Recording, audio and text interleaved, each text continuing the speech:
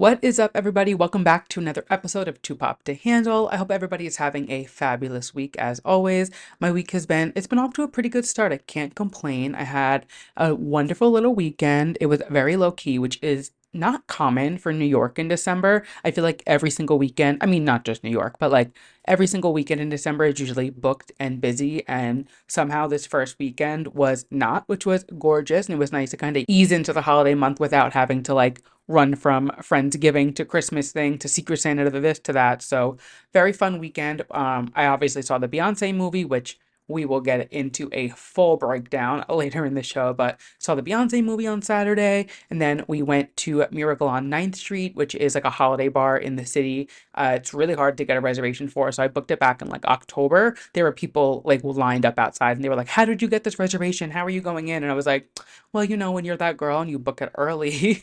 No, it was funny because a lot of the people outside were actually not from New York. So I felt bad if they traveled to come to the bar, but like, I mean, come on, like it's 2023, do your research. It's not that hard to find a Resi page, but I digress. If you have the chance to go, they do miracle pop-ups all over. They do them all over the place. So it's just like a holiday bar. They take over a bar for the month and they just go all out. And it was like the tackiest Christmas vomit you could ever imagine. And it was like everything you could want in a holiday bar. It's only cocktails. So we had the Rudolph's replacement, which is like a chai, kind of like an espresso martini, but a chai tea martini. It was delicious, and it came in this like dinosaur mug thing. It was really funny. And then the Cosmopolitan, which was pretty much just a Cosmo, but make it festive. And the drinks were drinking, like they were definitely strong, and it was fun. But just a heads up, they do not serve food. All they serve is popcorn and Chex Mix or something like that. So definitely eat before you go, or like have plans for dinner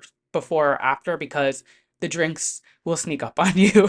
But 10 out of 10. And I'm just like in full swing holiday mode now. As our Christmas tree has been up. We are in the holiday spirit, and yeah, it's just like full swing. I mean, let alone the fact that like Christmas in New York is just always so fun. There's like certain content that just starts to come out in the holiday season, and I need to just like talk about my obsession with some of my TikTok and YouTube things going on right now. I Prefacing this, I am not somebody who wants kids. Maybe that'll change one day. As of right now, not in the cards for me. I have so many cousins, and my best friends all have kids, and we have our nephews and everything. So like I'm cool with being like the fun gunkle. But the elf on the shelf TikToks, I will watch anybody make a creative setup for their elf every single morning. It is so entertaining to see how creative these parents are getting. Like, I saw one this morning and they literally tied a string from wall to wall and put a toilet paper roll. So it was like a, what is that called? The thing you slide on. Oh my gosh, why can't I think of it? A zip line. It was like a zip line from wall to wall and it went across the tree. I saw one, they drew on the mirror with like white erase markers, and they drew like an elf. So when you looked in the mirror, you had like the hat and the beard and everything. And it's so fun and creative, and just, we only get the content for 1 month of the year. So I'm like, you know what? I'm gonna eat it up. I know people are like, oh, it's so this, so that.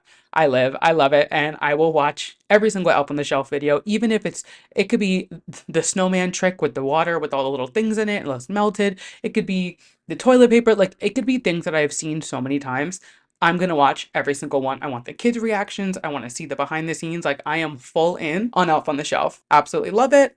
The next piece of content that I've been obsessed with that is holiday related, Grinch TikToks in two different realms. So there's obviously in Universal Studios, they have like the Grinch Whoville Dr. Seuss world, and they have the Grinch there who just, I don't know. There's definitely different actors who do it. All of them are just so fantastic. I don't know how they find these people who perfectly embody Jim Carrey's The Grinch, which again is like one of the best holiday movies of all time. But they are so quick. They are hilarious. It is the makeup. I can't imagine how long it takes for them to get into costume, and the setup that they have for him for you to go to the meet and greet. Like, people wait hours for this meet and greet. So obviously if you're waiting that long, it better be worth it. And every single video is better than the next.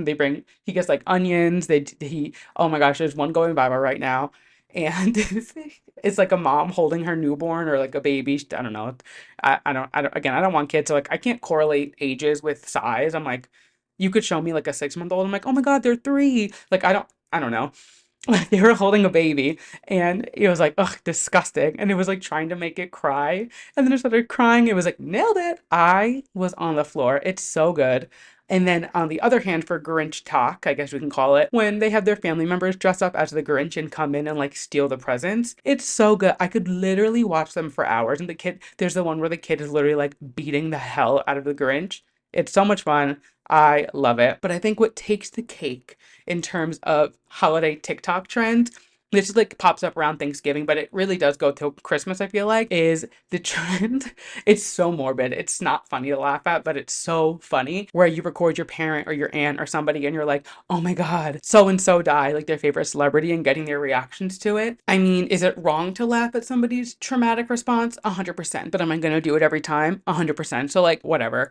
Obsessed. And there's just like, it's certain trends like that that only come up really around the holidays. So I'm living for it. I'm obsessed. Please keep them coming. If you see any funny ones, send them to me because I will watch every single one of them at least 3 times. They are Elf on the Shelf, Grinch, and celebrity dying jokes. They're hilarious. I love them. That being said, another content piece that I'm obsessed with is just Vlogmas in general. If you don't know what Vlogmas is, it's where you vlog every single day in the month of December, which sounds like absolute hell to have to record every single day and edit it that night, get it up the next day. I don't know how you girlies do it. I eat it up. Every year I've been watching, I'm a big YouTube person. If you don't know me, I watch so many different creators on YouTube. I have been a YouTube like fanatic since I can remember, and I will watch Vlogmas until the cows come home. It is like my favorite thing in December to come home at the end of the night, do my errands, go to the gym, cook dinner, eat, clean, sit on the couch, and just see what these girlies did the day before. I love it. I'm watching Remy's Vlogmas right now. I'm watching Alicia, Ollie, Lord DIY. Who else? Oh, Tara Michelle. She's doing like a different form of Vlogmas where it's like she just vlogs a couple days, then posts it, which fine by me. Who else? Oh, TK, who is doing it on TikTok this year. I don't know. I just love Vlogmas. And if you are watching anyone who's doing it, let me know, send it over to me because I am always looking for new creators. I love to watch vlogs. It's like my favorite kind of content. I could literally watch somebody grocery shop at Trader Joe's and do a Target haul every single day and not get tired of it. So send them my way because I will happily watch any Vlogmas content. I'm eating it up. So those are some things that I'm loving right now. Just holiday centric. It's just like, it's crazy. We're getting so close to Christmas, so close to New Year's. New Year's Eve is my favorite day of the year. Don't really know why. Just, I love, it's so cliche, but like, I love the feeling of like, it's the last day of the year. You're like reflecting on the year. You're looking forward to the year. And then you like celebrate and have a blast that night. I love New Year's Eve. So that's coming up. Super stoked for that. I don't have any plans yet. Last year we got tickets like an open bar to our favorite bar and it was a blast. So we might do that again if they do it. That was a lot of fun. It was nice to not have to like hop around. I feel like Halloween weekend, hop around, do your thing. New Year's Eve, absolutely not. New Year's Eve in the city, at least in Manhattan, you got to stay at one place. You got to either stay at a house, stay at one bar. There's no hopping around. So finding out what we're doing, don't really know yet, but I'm sure it'll be fun. I love New Year's Eve. We're coming up on Christmas. I have no idea what I want for Christmas. Thomas keeps asking me and I'm like, I don't know. Like, what do you ask for? You know what I mean? Like, I just buy everything I want, which I'm grateful that I can do. But I'm like, no, I don't know. I'm like putting together different things. So if you have any like gift ideas, like you're feeling for yourself that you think a girl like me would love, send them my way as well because I am scraping the bottom of the barrel thinking of gift ideas. So, but yeah, that's kind of like our housekeeping, just some little tidbits I wanted to chat about before we hopped in. Like I said, obviously we have the Beyonce movie to talk about, which is plentiful, but a lot more has happened since last week. So I think the best way, let's just dive right in and get this show on the road. So Beyonce, mother, queen, artist of our generation. Ugh, my God. So the Renaissance film is here. It is out. It is everything. I'm obsessed. Like I said last week, I did go to the Renaissance tour, but there's something about reliving a tour in a movie that just gives it that extra, like, you get to take in so much more. I feel like when you're there in the moment, you are so enthralled and excited and just like, oh my God, I'm at this tour, especially the Renaissance tour. It was like the tour of our lifetime. So to be now being able to see it again and like seeing all the details and catching everything and seeing the behind the scenes, The film was fantastic. I'm going to go through like my favorite parts in a bit, but there's some other pieces leading up to it before I actually got to the movie. So we had the Renaissance premiere in London. As we predicted, Taylor Swift was there. She walked the carpet. It's just like, it's so incredible to see two artists supporting each other so continuously through their, not just like right now, but like through their careers, really. There's so many artists, and I hate to name names, but like Nicki and Cardi, back in the day, Christina and Britney, NSYNC and Backstreet Boys, where it was like they were pitted against each other and they like didn't really like show like, hey, no, like we're good, we're friends. Like they just kind of ran with it. But Beyonce and Taylor have the two highest grossing tours of the summer, huge movies, huge albums, crazy fan bases. Like they are literally like, and I hate to say like competing, but they are like, there's two artists to look at right now for like who's on top. It's the two of them. And the fact that they are so supportive of each other and they have been for years. I mean, Beyonce was literally the cause of Kanye interrupting the VMA speech. Like, not that she caused him to do it, but like it was because of Single Ladies. And then for Beyonce to call Taylor up on stage. I mean, Beyonce went to Taylor's birthday party in 2014 at her apartment, which is like obviously a huge celebrity showing. I feel like everybody remembers where they were when those Polaroids went up. And I mean, there's the Grammy photos of them. They've always like been friendly, whether they've shown it or expressed it. Like they always come around for each other. So to see them continuously supporting each other, it's so nice. And I love them. I'm so happy that I like stand two artists who are mature in that sense. And like, despite what happens online with fan bases, the two of them, they've got each other's back. So Taylor did show up. She met fans on the carpet, which obviously is like unheard of for Taylor, but it was cool to see her, meeting all the Beehive, and then also seeing Tree Payne and Yvette together, their publicists. I was like, there's so much power on this carpet right now. Like, they know everything, the two of them. Beyonce and Taylor Swift, sure, they are fantastic. They are so talented. They are this, they are that. Yvette and Tree being their publicist, like the things that those two women must know, I'd be terrified to like know what is in their mind because they are like the brains behind so much of it. Some queens meeting up to maximize their joint slay. We love that. Blue Ivy walked the carpet with Beyonce,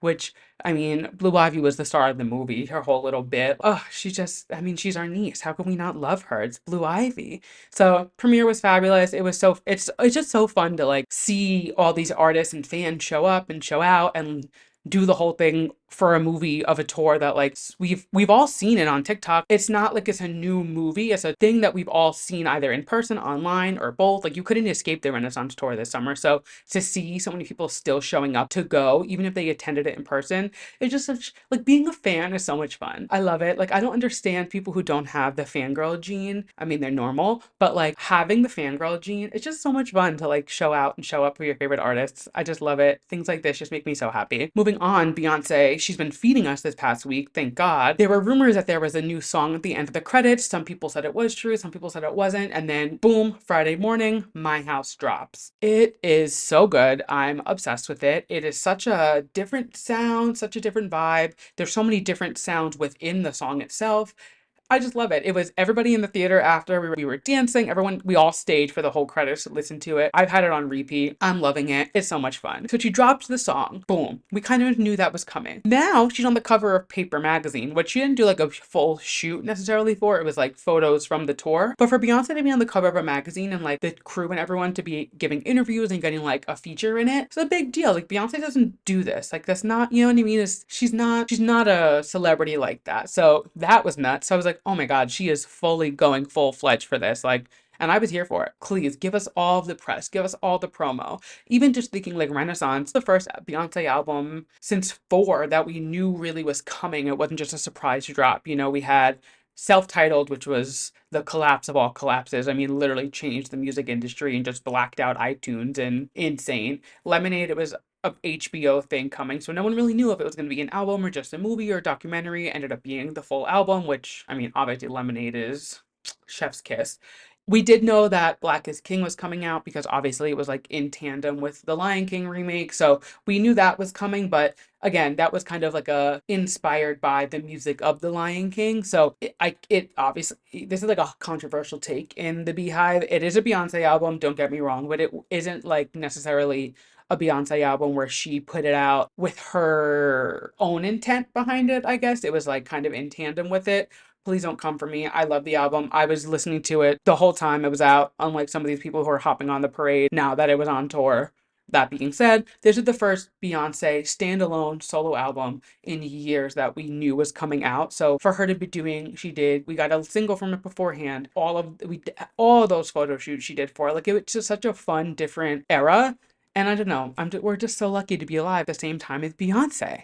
So now hopping into the actual movie itself. I mean, come on. It was start to finish fantastic.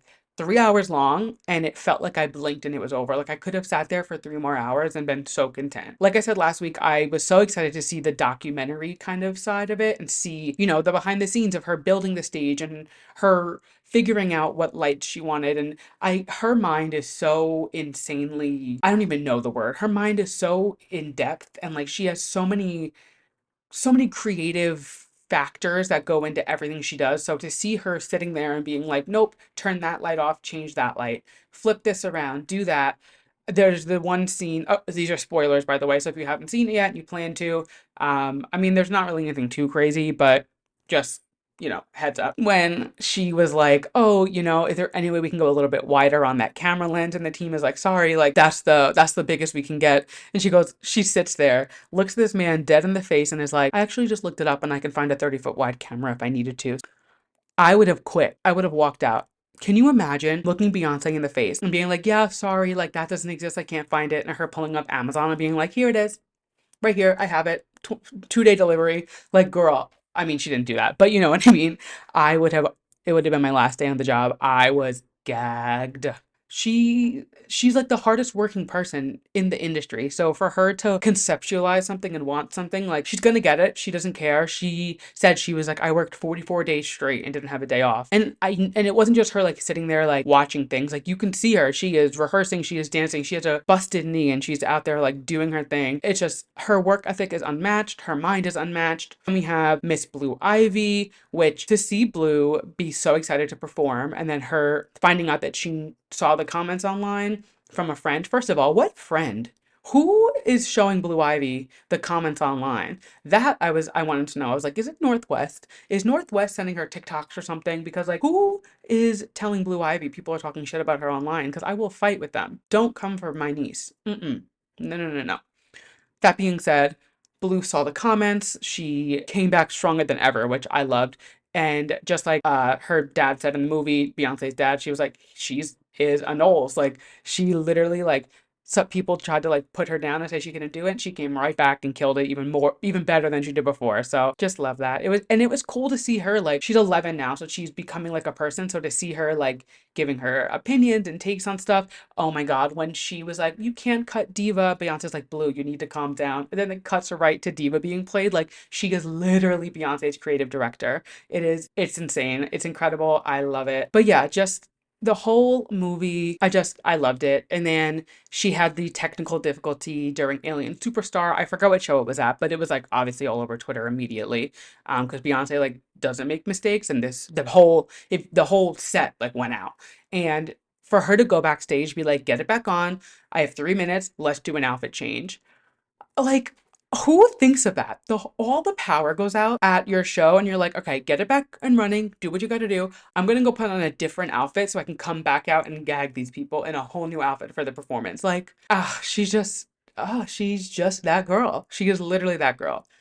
Ah, I love her. All the dancers, everything, just it was all so incredible. Seeing Amari, who is her dance captain, be there for Blue and like she's giving her these tips, and Beyonce even said like she really took her under her wing, and to see her creative process and how she was so like she didn't just like be like, oh, you're doing great, Blue, like because you're Blue Ivy. No, she was like, hey, like do this, do that. And when you did this, it was great. You could work on this, do that. So it's cool to see that just because she is Beyonce's daughter, she's not just getting like the pass, which she totally could, but they're working her. They're making sure she's like doing things professionally in the right way. So again, I can't get enough. I'm obsessed. Everything about it is just, ugh, so good.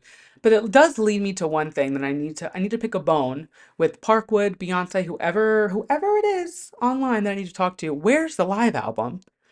You dropped this whole movie and there's going to be no live album? Even Homecoming has a live album. Come on. I need a live album. I'm hoping maybe if they put it on streaming, it'll drop it like streaming and streaming the album. Like maybe she didn't want to put everything out at once to kind of give my house its time. So I don't think we're not getting a live album, but I need it. Where is it? Give it to me now because I'm ready. Like to hear the transitions and everything. Ugh. Ugh. I need it. If you haven't seen the movie yet, go see it. I don't know how long it's in theaters. They do a gap, so it's only in theaters on the weekends, I believe. It's like Thursday, Friday, Saturday, Sunday, and then it's not Monday through Wednesday, which I'm not really sure why. I'm sure there's a reasoning, but I don't know how long it's going to be in theaters. So get your tickets. Go see it. 10 out of 10. Beyonce, you're everything. Moving on, still some Beyonce news. So Forbes has released their list of the most powerful women of 2023 and specifically media and entertainment.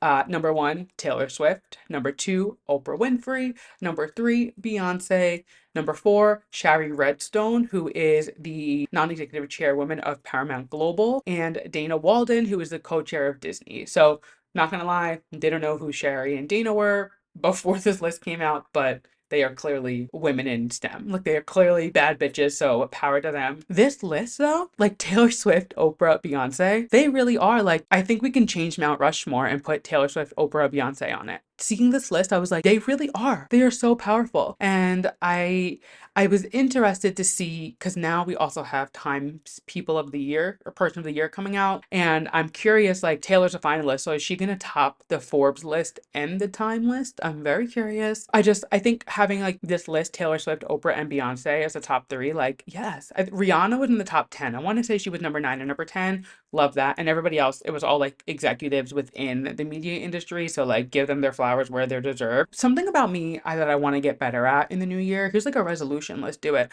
I want to become more aware of the people behind the scenes on things. I feel like there's some people who are so, they know, the producers, they know the writers, they know this, they know that. I want to know like I want to be better about that. So this is me kind of like putting that out there that I'm going to pay more attention to like who makes the decisions at these companies and who is, the big wig behind the Disney Plus rollout or whatever it may be. But yeah, I just wanted to, give a shout out to Taylor, Oprah, Beyonce, most powerful women in media and entertainment of the year. And I just wanted to, touch on it, give shout outs where they are due. And of course, we are not done talking about Taylor Swift.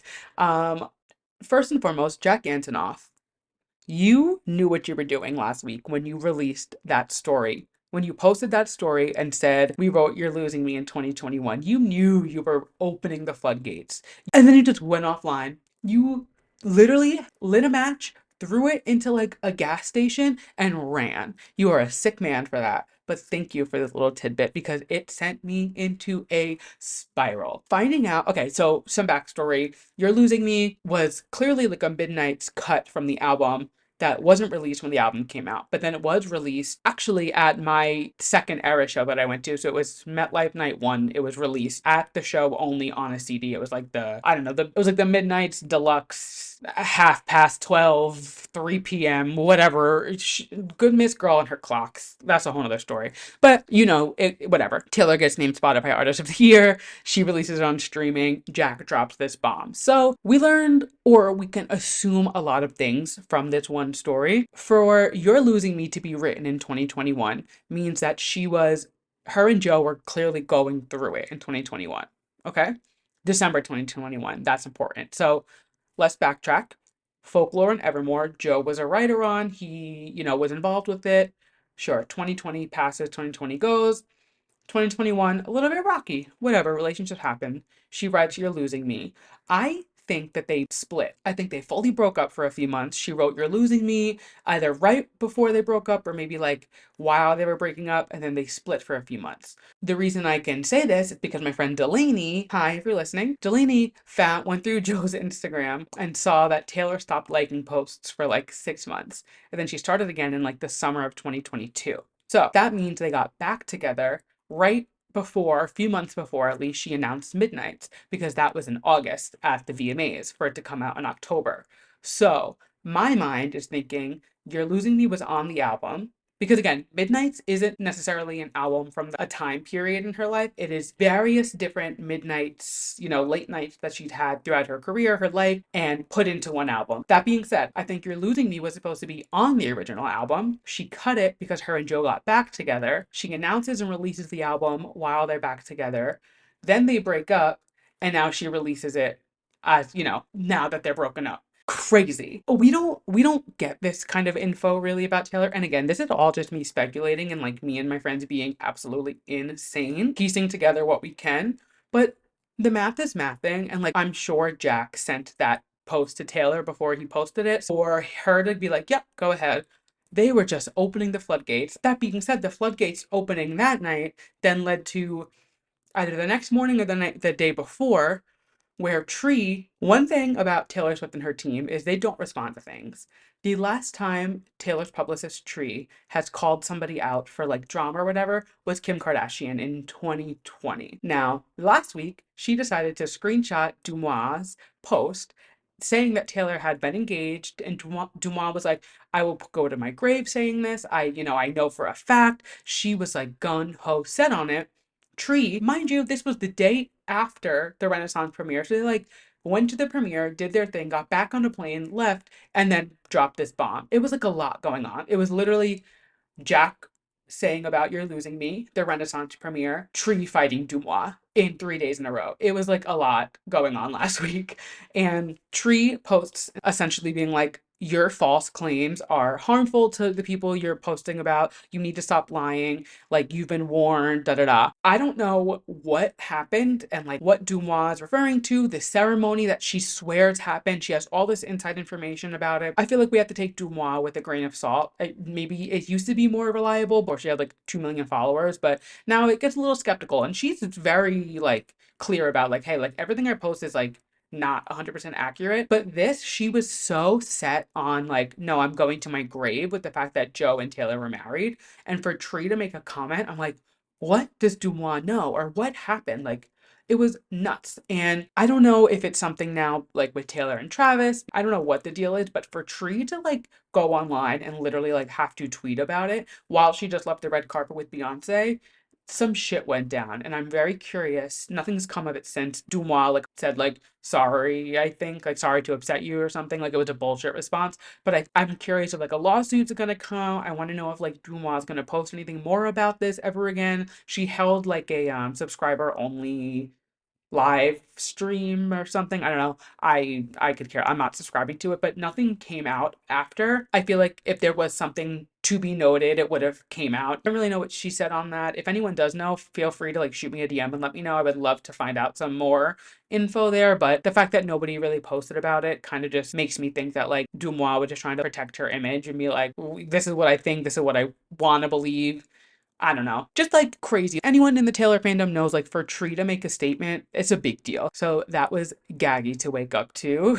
I'm moving on. The Variety Hitmakers brunch happened over the weekend and a lot of stories came out of it. So the biggest one being Billie Eilish essentially like being outed or coming out on the carpet, which it is 2023. In what year are we finally not going to have to come out anymore? Do you know what I'm saying? When is it just going to be like normalized to not have to come out? Second of all, you could tell how uncomfortable Billy was like, oh yeah, I didn't realize I was coming out in that interview and now you're bringing it up on the red carpet. And even in her post about it, she was like, thanks for outing me again, Variety, but go stream What Was I Made For? She's clearly like not entertaining it and not like really diving too much into it. She's not someone who really responds crazy like that. I would even surprised she honestly posted about it to begin with. But then I saw she lost hundreds of thousands of followers. I mean, come on. Are we really that surprised that Billie Eilish is bisexual? And that's not me assuming somebody's sexuality. Like she even said, she like, isn't it kind of obvious? She's very I mean, I don't know, something about her just always gave us the vibe that like she was one of us. And great, come on over, girl, Red Rover, Red Rover, come on over to the rainbow side. Like, who gives a fuck? So the fact that like A, she was quote unquote outed, and B, had to make a statement about it just kind of sucks, especially when you're at like this big event celebrating your career and other artists there for that to be what comes up on the red carpet. I don't know, that interviewer, like, I would kind of hate to be that interviewer. I would kind of go into hiding for a bit because like, come on. That's what you're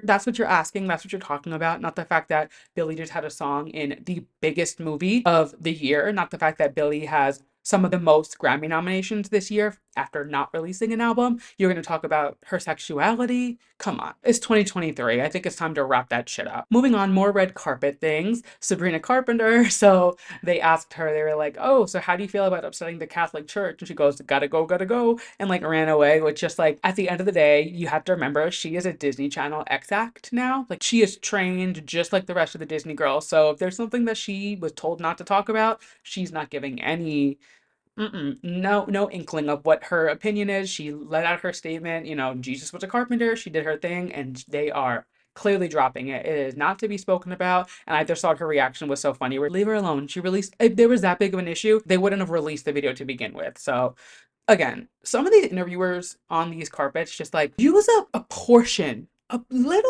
use a fraction of your brain and be like, maybe let's not talk about certain things. Let's uplift these artists and celebrate things they're doing. But that's just me. On the topic of Sabrina Carpenter, there was this photo going around, and I literally showed it to Thomas, and he was like, there's no way that's real. And I was like, no, I think it's real. Granted, we were at the bar when this happened, so I was a little tipsy, but there was a Photoshop picture of Sabrina Carpenter and Olivia Rodrigo, which obviously would have been like the gag of all gags. And it was unfortunately Photoshopped. It was actually a picture of her and Phoebe Bridgers. Ugh, I would have loved to have a photo of Olivia and Sabrina together. Their beef is squashed. I'm pretty sure they're both cool. They're fun. They're on the Jingle Ball tour together, which if anyone knows anyone who has like a connect at Jingle Balls, even 100, iHeartRadio, and can get me into Jingle Ball this weekend, please let me know. Just like shoot me a DM, whatever you want. We'll figure it out. I'm not paying $200 just to behind the stage, and I cannot find any other tickets. So if you know a guy, have your people call my people. My people being my DMs, because I'm the only one who works on the Two Pop to Handle team. But that being said, yeah, I was really sad. I wanted that to be a real photo, but it wasn't. So it is what it is. And then on my notes that I have about Friday Hitmakers, all I have in caps is SZA. She just looked gorgeous. She gave her speech. She was honored at the awards. And I mean, if anyone's making hits, it is SZA. So I could talk about SZA for hours. I really could. I think she's one of the best artists of our generation. I've said that before on the podcast. That's nothing new. And another artist who was going to be at Jingle Ball this weekend. So again, if you know a guy, hit me up. Let me know, and I make some things work. Now, this next thing I want to talk about, I wasn't ever in my life expecting to talk about David Archuleta. But like I learned from Ned's Declassified's podcast, never say never. You never know who you're going to talk about. But he, in the past like year or two, I want to say, has come out again. Can we just stop having to come out? Like, maybe it's just me being gay and like obviously on the right side of history. Like I'm like, people can be gay and not have to come out. Like it's fine. But I mean, I guess when you're in the public eye and people speculate it, sure. So he came out like 2 years ago, but this past week he posted a video, and I'm living for this like new second like look on life he's having. It looked like he was like in like a hotel room, a hotel hallway, like leaving somebody's room. His hair was a mess, and he had on his neck, he was like, shout out to the girl who told me to get green, like a green color stick, and then foundation to cover up on my neck, showing his hickey. I was like, not David Archuleta like getting turned out. I was like, boy, I was gagged. I was like, oh my God, he's just like fully going for it, but I'm here for it. You know what? He obviously like had a whole American Idol thing. He did whatever. And then he kind of, I think he had like a religious affiliation for a bit, not in like a negative way at all, but like, just, I think he was very like into the church, like how he was raised. So for him to now like be coming out and having this like second renaissance, I guess you could say, of life. I was like, good for you. Like, have your messy era, have your, not even messy, just have like your slut era. Every other gay man's doing it, so good for you. I had to bring it up. I had to bring it up. Also, is he working on music? Is that a thing that's happening? Does he still make music? Crush goes off. Like, that song is so good. I would love to have like a David Archuleta 2.0. Like, let's get this going. Let's get some new music. I feel like he could release some fun, like, maybe not like really gay vibes. I don't know if he'd be full like Troye Sivan, full-fledged gay, but like I feel like he has it in him to do some hits. So like let's get him in the studio. Let's see what he's working on. And if he is working on music, someone let me know, because I honestly didn't look into it too much, but I wouldn't be mad at like a David Archuleta comeback in the music world. Speaking of music and things coming out, huge releases for me at least in my world this Friday. Nicki Minaj, Pink Friday 2 is coming out. I mean, maybe is coming out. One thing about Nicki Minaj is she is going to just like either fuck with her fans or completely be unprepared for things. She tweeted, she was like, do you guys really want Pink Friday this Pink Friday 2 on December 8th. Girl, we've been waiting for years for an album. Of course we want it. And then she just posted, she was like, oh, I think I'm adding new songs to the album. And I'm going to add a new song potentially every day starting Monday to the album. Which, like, sure, add extra things, do your thing. But, like, is the album even finished? We don't have a track list.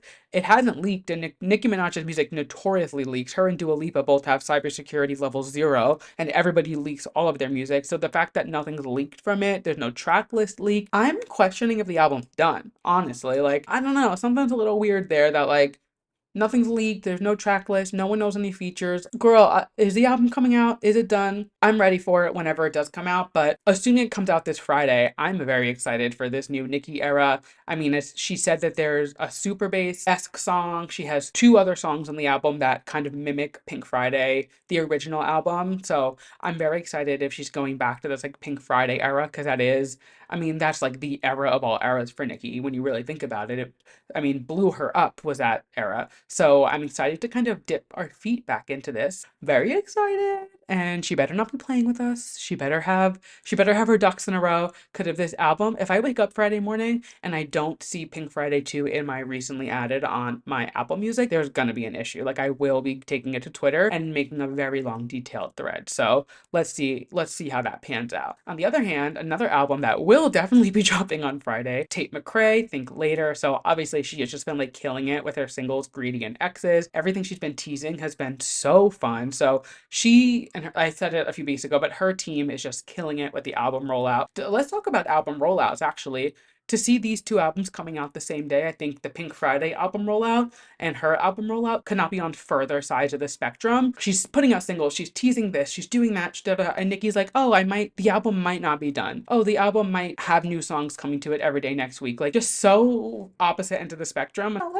Let's see what happens. But we do have so much new music to look forward to this Friday, and I cannot wait. Definitely keep an eye on my Instagram stories this weekend. We'll talk about it all next week as well, but just wanted to plant that seed in everybody's head and remind them to stream Pink Friday 2 and think later this Friday, because I, for one, am very excited. And just like that, that brings us to the end of the show, which means it is time for our yes and our mess. Our yes this week, I mean, I've talked about her a lot, I feel like, in the past few weeks, and I would love to talk about her every single show if possible. That being said, Kelly Clarkson went through her divorce obviously last year, 2022, I want to say it was, maybe 2021. No, I think it was 2022. So she went through her divorce, which obviously is so sad, but it just came out like her ex-husband is just like not a good person. Just, men are trash. We know that. But then this past week, it turns out that she will be getting $2.6 million from him because of like faulty music deals, I guess. He's like a music producer or music manager, and he was working with her on her music. And I guess they found something where things weren't adding up, and he now owes her $2.6 million. So I'm like, she is just rolling in it right now. She is like queen of NBC. She just did the Christmas lighting. Her show is obviously killing on NBC. Shout out to the Kelly Clarkson social media team. Oh my God, as somebody who works in social media and as a fan of just pop culture and whatever, the Kelly Clarkson Show social media team is A1. They are the perfect example. Kelly Clarkson and Drew Barrymore, the two of them, they are the perfect example of like killer social media. I don't even know the strategy really behind it, because I think they just honestly have such great content from the hosts and the guests and the audience. It is such like I've been to both the Kelly Clarkson Show and the Drew Barrymore Show, and just being there, it is such like a fun and warm environment. So they really just like take that and run with it on social, and they do such a fantastic job at it. But Kelly really is just like winning one after another. I mean, she just cut her hair at the bangs. The bangs are banging. I'm obsessed. She is dressing better than ever. She's killing it on TV. She's getting a $2.6 million check from her ex-husband. She is just, America's sweetheart. I feel like I've said that like once a week, but I love to see Kelly Clarkson winning. I want nothing but good things for her. So loving that had to be my yes of the week. I mean, come on. Like, we just love to see women winning, and especially when it's Kelly Clarkson, America's sweetheart. Now, on the other hand, George Santos, I hate to even give this piece of shit like a platform and like talk about him to you guys, but things need to be said. So he was expelled from Congress, which we love. Slay, sashay away, diva. Now you got some time to go, do your drag queen bookings. And it was all fun and games. I was like, oh my God, let's go in on these Twitter jokes. I was tweeting, like, it's fun. Then he announces that he's now on Cameo, charging $200 for a video, and people are buying it. So I'm all for the joke, like make the hit tweet, have fun, make the meme, do your thing. To now be putting money in his pocket to make more of a joke out of it, the mess isn't George Santos and like making jokes about it. The mess is the Cameo. Like, to now go online and people are getting him to like make funny videos for people. Let's not gas this man up anymore. Let's not give him more of a platform, give him more money. Let's reel that right back in, because at the end of the day, he is transphobic. Which is crazy because he's gay. Like, he's married to a man. He's been caught in so many lies. He's been used like the his government funding to subscribe to like OnlyFans and things like that. Like, just like not a good person. And to make a tweet is free. You can tweet, you can make jokes, you can make a TikTok, whatever. Putting money in his pocket to make a funny video, I draw the line at. Like, we've got to reel it back in and like be serious for a second. Stop paying George Santos to wish your mom a happy birthday. Stop paying George Santos to make a funny video about Botox. Come on. I saw a tweet today and somebody was like, why don't you take that $200 and go book Nikki Blonsky? And she's actually having a Cameo sale right now. You can get a video from Tracy Turnblad herself, Nikki Blonsky. Should I get it? Should I get a Nikki Blonsky cameo for the podcast of her like shouting out "Too Pop to Handle"? Oh my God, is that what I should ask for Christmas? Stay tuned. The wheels are turning. But anyway, it's not going to George Santos. If anyone, is going to Nikki Blonsky from the movie Hairspray. So just let's cut the George Santos support. And even if it is as a joke and on Cameo and it's only $200, nope. No, I draw the line. I don't think it's funny. I don't think it's cute. I don't think it's like a funny, haha, like fun for a TikTok. No, make a tweet, do something that like talk shit about him. Stop putting money in his pocket. And that's the end of the show. Thank you guys so much for listening. If you're not already, make sure you're following us on socials. We are at 2pop to handle on all platforms: Instagram, Twitter, TikTok, YouTube. We are a video podcast, so if you're watching this on YouTube, make sure you give us a like, hit that subscribe button, leave us a comment below. Let me know what you think. Tell me your yes and your mess of the week. If you're listening to us on Apple Podcasts, Spotify, wherever you get your podcast, leave us a review, send it to a friend. If every single person listening to this sends it to one person, I'll double in listeners. So think about that. Do some quick math and, it's giving season. So, give back and give the gift of 2pop to handle. Seriously, it does mean a lot if you do leave a rating or a review. It helps the podcast a lot. So take 5-10 seconds. You don't even have to write like a full review. I mean, if you want to tell me how like funny I am, go ahead. But even just like leaving 5 stars, huge help. And yeah, I hope everybody has a fabulous rest of the week. I'm sure I will chat with you guys on Instagram, TikTok through the week. But until then, see you guys next week. Bye.